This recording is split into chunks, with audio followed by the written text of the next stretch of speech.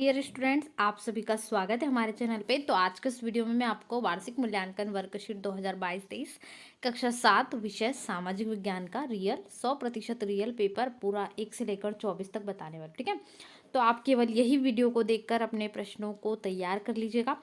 इस वीडियो में जितने भी प्रश्न बताए गए हैं ना, वो कल के पेपर में आपको एग्जैक्ट आएंगे। जिन्होंने भी इंग्लिश का पुराने वीडियो हमारे देखे होंगे, उनके पूरे 60 में से 60 अंक आए होंगे। ठीक है, तो अब जो पेपर आपको बताने वाली इसमें भी आपके पूरे 60 में से 60 अंक आएंगे। फटाफट से पेपर को नोट कर लेना, वीडियो को अपने दोस्तों तक भी पहुंचा देना, जिससे और भी विद्यार्थियों की हेल्प हो सके। ठीक है, ऐसे वीडियोस आपको चैनल पे मिलते रहेंगे। इसमें आप पीडीएफ भी डाउनलोड कर सकते हो। ठीक है, कक्षा 7वीं सामाजिक विज्ञान की पीडीएफ के लिए कुछ नहीं करना है, गूगल पर आना है। गूगल पे क्या टाइप करना है, arfindia.com, ये टाइप करना है। ठीक है, उसके बाद में अपनी क्लास और आगे वीडियो में एंड में बताया जाएगा कैसे करना है। ठीक है, दोस्तों में शेयर कर दो वीडियो। यदि चैनल पर पहली बार आए, चैनल सब्सक्राइब करके जाना, ताकि आने वाली और ऐसी वीडियोज़ मिल सके। ठीक है, चलो देख लेते हैं, फटाफट से टाइप करके डाउनलोड कर लो। सबसे पहला प्रश्न क्या है, मध्यकाल में कई नई प्रौद्योगिकी स्थापित हुई थी, इनमें से कौन सी नहीं है? तो वो है युद्ध में आग्नेय शास्त्रों, या मोटर गाड़ी है, या सिंचाई में रहद, या चरखे। ठीक है, तो इसका सही उत्तर है मोटर गाड़ी। बी नंबर का उत्तर सही है, मोटर गाड़ी। ठीक है, अंग्रेजी इतिहासकारों ने भारत के इतिहास को कितने भागों में बांटा था? ठीक है, तो 3 प्रमुख भागों में इसको बांटा गया। ठीक है, तो अंग्रेजी इतिहासकारों ने बांटा है, पहला हिंदू हो जाता, फिर मुस्लिम हो जाता भारत के इतिहास को, और फिर ब्रिटिश। इस प्रकार से कुछ भागों में का जन्म हुआ था। ठीक है, चलो अगला प्रश्न है, जाटों का नेता कौन था? ठीक है, जो यहाँ पर दिया, चूड़ामन, शिवाजी, बंदा बहादुर, महाराजा रंजीत सिंह। कौन? तो चूड़ामन सही उत्तर है, ए नंबर का उत्तर। ठीक है, चलो तब तक आप पीडीएफ डाउनलोड कर लो। गूगल पर जाओ, टाइप करो arfindia.com। ओके, पर्यावरण शब्द की उत्पत्ति फ्रेंच भाषा के किस शब्द से हुई है? वो हुई है एनवायरोनेर। ठीक है, इससे हुई है। को रखता है, वायुमंडल की इस परत में मौसम संबंधी सभी घटनाएं होती। कौन सा मंडल है वो? क्षोभ मंडल। ठीक है, चलो आगे है, सामोआ द्वीप कहाँ पर स्थित है? हिंद महासागर, अटलांटिक महासागर में, प्रशांत महासागर के दक्षिण में, या कैरेबियाई सागर में? तो प्रशांत महासागर के दक्षिणी में सामोआ द्वीप स्थित है। ठीक है, सी नंबर का उत्तर एकदम सही है। और वीडियो को लाइक भी करें, शेयर भी करें। पीडीएफ के लिए गूगल पर आकर टाइप करें arfindia.com। किस प्रकार के व्यवसाय में पुरुषों से अधिक महिलाओं की भागीदारी होती है? ठीक है, किसमें? किसान, वैज्ञानिक, पायलट, या नर्स। ठीक है, तो नर्स सर्वाधिक जो है महिलाएं होती है। देखिएगा बहुत सारी, लगभग 80% महिलाएं आपको इसमें मिलेगी। पुरुष भी होते हैं इसमें, लेकिन ज़्यादातर महिलाएं भागीदारी होती है। ठीक है, नर्स में। तो इन प्रश्नों के उत्तर आपने कर लिए। ठीक है, इनको फटाफट से कर लीजिएगा। और अब हम देखते हैं प्रश्न क्रमांक 11 से। चलिए शुरू करते हैं प्रश्न क्रमांक 11 से। पहला प्रश्न है, चोल राज्य में कृषि और सिंचाई की क्या व्यवस्था थी? ये 11 से 20 के प्रश्न है, जो आपके प्रत्येक 3-3 अंक के 10 प्रश्न आएंगे आपको। ठीक है, तो चलो सबसे पहला प्रश्न देख लेते हैं, चोल राज्य में कृषि और सिंचाई की क्या व्यवस्था थी? तो पहले इन प्रश्नों को भी देख लीजिए। ठीक है, चोल राज्य में कृषि सिंचाई की क्या व्यवस्था थी? पांडुलिपि तैयार करने के 4 चरण कौन कौन से हैं? और अहोम राज्य का प्रशासन कैसे संगठित था? इसको पॉइंट वाइज हम लिखेंगे। ठीक है, ज़्यादा लाइनें आपको नहीं दी है इसमें, उत्तर पुस्तिका में कम कम समय है आपके पास। समुद्री गुफा का निर्माण कैसे होता है? ठीक है, ये है आपका समुद्री गुफा का निर्माण कैसे होता है, ये बताना है। जल चक्र किसे कहते हैं? लिखिए, जल चक्र बताना है। 2-3 लाइन के लिए है आपका, 3 अंक का प्रश्न है, छोटा। उसके बाद एक, गंगा ब्रह्मपुत्र के मैदान में धान की खेती क्यों अधिक होती है? ठीक है, इसके बाद क्या है, मध्याह्न भोजन यानी मिड डे मील, दोपहर को भोजन जो आपको मिलता है ना, इसके कोई 3 फायदे आपको लिखना है। ठीक है, बहुत से फायदे इसके, बच्चों को पौष्टिक भोजन मिला है। ठीक है, इससे उनका विकास अच्छा हुआ है। इसके बाद क्या है, हमें सरकार को कर यानी टैक्स जिसको हम बोलते हैं ना, क्यों देना चाहिए, ये देखते हैं। और है, कुछ वस्तुएं साप्ताहिक बाजारों में सस्ते दामों पर क्यों मिल जाती हैं? ठीक है, इसके बाद क्या है, बुनकर व्यापारियों पर किस तरह से निर्भर थे? तो ये कुल प्रश्न है ना, ये 11 से 20 वाले हैं, इनको हम देखते हैं। चलिए फटाफट से इनके आंसर देखते हैं, फिर 21 से जो 24 है इनके भी देखेंगे। तो 11वां प्रश्न क्या है, चोल साम्राज्य में, ठीक है, सिंचाई और कृषि व्यवस्था कैसी थी? तो सिंचाई व्यवस्था का काफ़ी विकास हुआ। कृत्रिम रूप से सिंचाई के लिए भी इन्होंने कई पद्धति अपनाई। इन्होंने पानी एकत्रित करने के लिए कुएं खुदवाए, सरोवर और तालाब बनवाए, और सिंचाई योजना बनाकर दी, ठीक है, जिससे गांव के लोग और प्रशासन साथ देते थे। ठीक है, ये हो गई सिंचाई की व्यवस्था। और अब बात करते हैं कृषि। तो चोल शासन में प्रजा सुखी और संपन्न थी। प्रजा की समृद्धि और आय का मुख्य साधन कृषि की वृद्धि था। ये 2 लाइन नहीं भी पढ़ोगे, आपके पास समय कम है तो यहाँ से आंसर लिखना। ठीक है, कृषि की वृद्धि के लिए सिंचाई की अच्छी व्यवस्था चोल राज्य द्वारा की गई थी। और इसमें एक ये लिख दीजिएगा लाइन, प्रजा की समृद्धि और आय का मुख्य साधन कृषि की वृद्धि था। ठीक है, और नीचे की नहीं भी याद करोगे तो भी आपको पूरे नंबर मिल जाएंगे, क्योंकि इसमें मेन मुख्य लाइन 2 है। पांडुलिपि जो निर्माण के इसके 4 चरण कौन कौन से, इनके नाम लिखिए। प्रश्न क्रमांक 12। ठीक है, ये क्वेश्चन नंबर 12 का हल है। उत्तर क्या होगा? पहला चरण है कागज तैयार करना, दूसरा चरण है पाठ लिखना, तीसरा चरण है महत्वपूर्ण शब्दों और अंशों को उजागर करने के लिए सोना पिघलाना, और अंतिम है बाइंडिंग तैयार करना। ठीक है, तो ये 4 चरण है पांडुलिपि बनाने के लिए। अब प्रश्न क्रमांक 13। ठीक है, क्वेश्चन नंबर क्या है? 13। अहोम राज्य का प्रशासन कैसे संगठित था? तो अहोम राज्य पाइक नामक मजबूर श्रम पर निर्भर था। अहोम समाज खेल नामक कुलों में विभाजित था। ये 2 पॉइंट में लिख लीजिएगा, उत्तर कंप्लीट हो जाए। क्योंकि समय कम है इसलिए मैं आपको छोटे छोटे उत्तर प्रोवाइड कर रही हूँ ताकि आप याद कर सकें। अगला प्रश्न आपका है, कौन सा क्वेश्चन है? नेक्स्ट नंबर हमारा जो क्वेश्चन है वो देखते हैं। तो हमारा प्रश्न क्रमांक 14 यानी क्वेश्चन नंबर 14 है, समुद्री गुफा का निर्माण कैसे होता है? चलो उत्तर लिखो। समुद्री लहरें किनारे की मुलायम चट्टानों को तेजी से अपरदित करती है, जबकि कठोर चट्टानें धीरे धीरे अपरदित होती है। इस प्रकार निरंतर अपरदन के चलते कठोर चट्टानों के बीच में जो मुलायम चट्टान होती है वह अपरदित हो जाती है, और कठोर चट्टानों में गुफानुमा आकृति बनती है, जिसे समुद्री गुफा कहते हैं। ये आपका पूरा उत्तर। ठीक है, इसको नोट कर लो जल्दी से। चलो अगला क्वेश्चन नंबर 15, जल चक्र क्या है? ठीक है, ये आपका क्वेश्चन नंबर 15, जल चक्र क्या है? तब तक आप वीडियो लाइक करें, शेयर करें, सब्सक्राइब भी कर लीजिए। आपका 100% रियल पेपर है। और पीडीएफ के लिए क्या करना है? गूगल पे आओ, गूगल पे टाइप करो arfindia.com। ठीक है, ये टाइप करना है तो वहाँ पर पीडीएफ प्रोवाइड कर दी गई है। जल चक्र के बारे में लिखते हैं।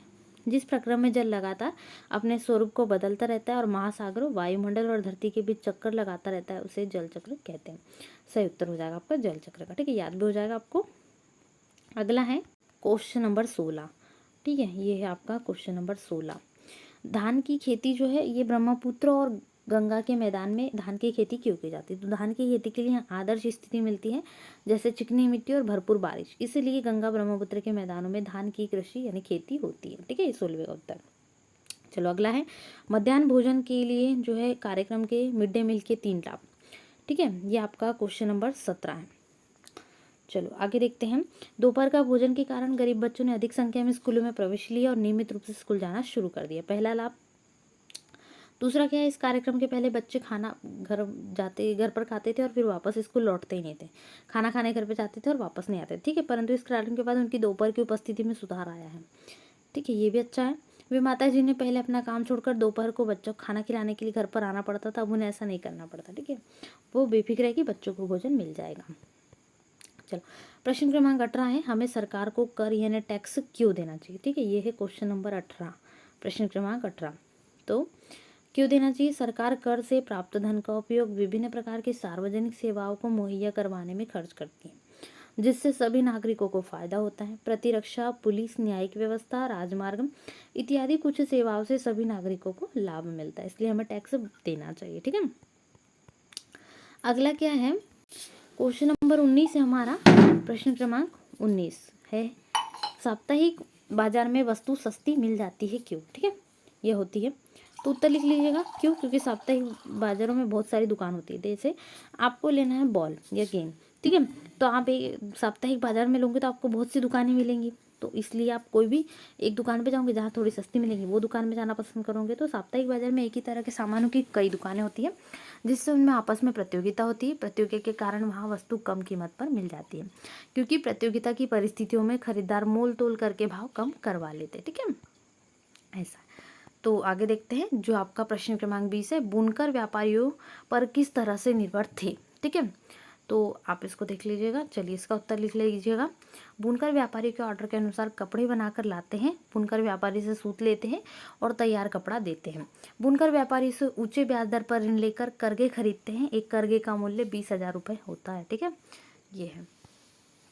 चलो अब 21 से 24, प्रश्न क्रमांक 21 है, मुगल प्रशासन में जमींदार की क्या भूमिका थी। तो जो 21 से 24 है ना, ये एक एक प्रश्न 5-5 अंक का है, मतलब 5 चौको 20 अंक पूरे आपके हो गए।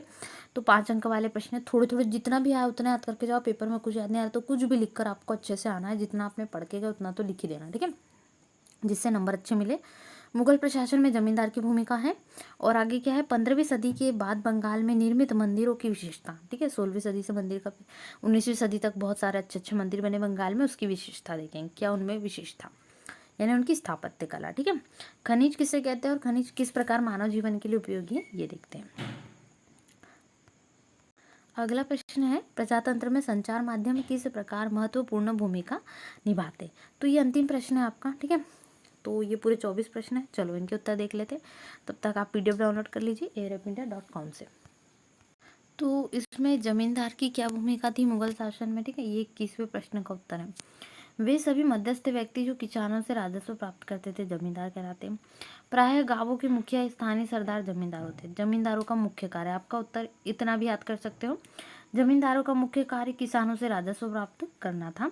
वे एकत्रित किए गए राजस्व को सरकारी खजाने में जमा करते थे। आपके पास समय कम है और ऐसा लग रहा है कि मैं याद नहीं कर पाऊंगा, तो तीन लाइनों को कर लेना, ठीक है, 3 लाइनें बहुत काम आएंगी आपके। इतना में आपको पूरे नंबर नहीं मिल सकते, यदि समय तो पूरा एक बार जरूर पढ़ लेना, ठीक है। चलो प्रश्न क्रमांक 22, बंगाल के मंदिरों की महत्वपूर्ण स्थापत्य विशेषताएं क्या थी, यानी कि जो 15वीं शताब्दी के बाद मंदिरों की विशेषता, ठीक है। तो मंदिरों की विशेषता ऐसी थी कि पहला लिख लीजिएगा 2 छत वाला या दोछला और 4 छत वाला चौछला, ठीक है, इसको कहा जाता था। और तुलनात्मक रूप से अधिक जटिल 4 छत वाली संरचनाएं 4 दीवारों पर रखी गई त्रिकोणीय छतों को घुमावदार रेखा या एक बिंदु पर कवरेज के लिए ऊपर ले जाया गया, ठीक है। वर्गाकार चबूतरे पर बना है और आंतरिक सादा भी है। और आखिरी है, बाहरी दीवारों को पेंटिंग, सजावटी टाइल्स और टेराकोटा की गोलियों से सजाया गया, ठीक है। तो ये आपका पूरा हो जाएगा, ठीक है, 22वें प्रश्न का उत्तर। चलो 23वां प्रश्न है, खनिज क्या है और खनिज के विभिन्न उपयोग कौन कौन से हैं, ठीक है। तो खनिज का उपयोग कई उद्योग में किया जाता है, जैसे कि रेल, सोना चांदी, रेल लिखिएगा। खनिजों का उपयोग आभूषण निर्माण में भी किया जाता है। तांबे का उपयोग सिक्कों के निर्माण से लेकर पाइप तक प्रत्येक वस्तु में किया जाता है। क्वार्ट्ज का उपयोग कंप्यूटर में किया जाता है, ठीक है, ये खनिजों के उपयोग है। खनिज क्या है लिखना है तो ये लिख लीजिएगा, वह क्रिस्टलीय पदार्थ जो भौगोलिक परिस्थितियों के परिणाम स्वरूप बनते हैं खनिज कहलाते हैं, ठीक है, सिर्फ इतना। और उपयोग हमने अभी ऊपर देखे, तो ये आपका प्रश्न कंप्लीट हो जाएगा। उसके बाद प्रश्न क्रमांक 24 देखते हैं, ठीक है। तो हमें सरकार के कार्य के बारे में जानकारी मिलती है संचार माध्यम से, या फिर आप ये पूरा लिख दीजिएगा, हमें लोकतंत्र में संचार जो है माध्यम किस प्रकार है। तो सबसे पहले ये जनता को कुछ मुद्दे और समस्याओं के बारे में बताते हैं, सरकार की नीति और कार्यक्रमों का प्रचार करते हैं, सरकार की अलोकप्रिय नीतियों और कार्यक्रमों की भी आलोचना करते हैं, जनता की राय बनाने में मदद करते हैं, विभिन्न अपराधों और दुर्घटनाओं आदि की भी रिपोर्ट करते हैं। मीडिया कुछ मुद्दों, समस्या आदि के बारे में जनता की राय की भी घोषणा करती है, ठीक है। तो ये कुल प्रश्न थे जो मैंने आपको बताया कक्षा 7वीं सामाजिक विज्ञान के 1 से 24 तक मैंने कंप्लीट उत्तर बता दिए। वीडियो को लाइक शेयर कर दीजिए। चैनल पे पहली बार आया है तो चैनल सब्सक्राइब करके जाइए। PDF कैसे डाउनलोड करना है आगे प्रोसेस पूरी वीडियो में बताई गई है, गूगल पे टाइप कीजिए airapindia.com, ठीक है, बिल्कुल फ्री है PDF, जल्दी से डाउनलोड कर लीजिए। चलिए मिलते हैं नए वीडियो में, थैंक्स फॉर वॉचिंग। अब हम देख लेते हैं आप PDF को कैसे डाउनलोड करेंगे। सबसे पहले आप गूगल पर आ जाइए, ठीक है, जहाँ पर सर्च करते हो सर्च बटन पर आपको आना है और देखिए यहाँ पर आपको दिख रहा है ना, यहाँ पर टाइप कर लीजिएगा, क्या टाइप करना है, www.arapindia.com 8th क्लास, ठीक है। देखिए यहाँ पर पहले से टाइप किया है तो मैं इसी को क्लिक करी हूँ। आप चाहो तो यहाँ पर क्या कर सकते हो, टाइप भी कर सकते हो। फिर उसके बाद में यहाँ पर आपको दिख रहा है तो आप इसी पर क्लिक कर सकते हो। इसमें आपको PDF मिल जाएंगी या डिस्क्रिप्शन बॉक्स में लिंक है वो भी मिल जाएगी। तो ये जो PDF डाउनलोड करने की प्रोसेस इसमें से आप आगे से डाउनलोड कर सकते हो PDF को, ठीक है।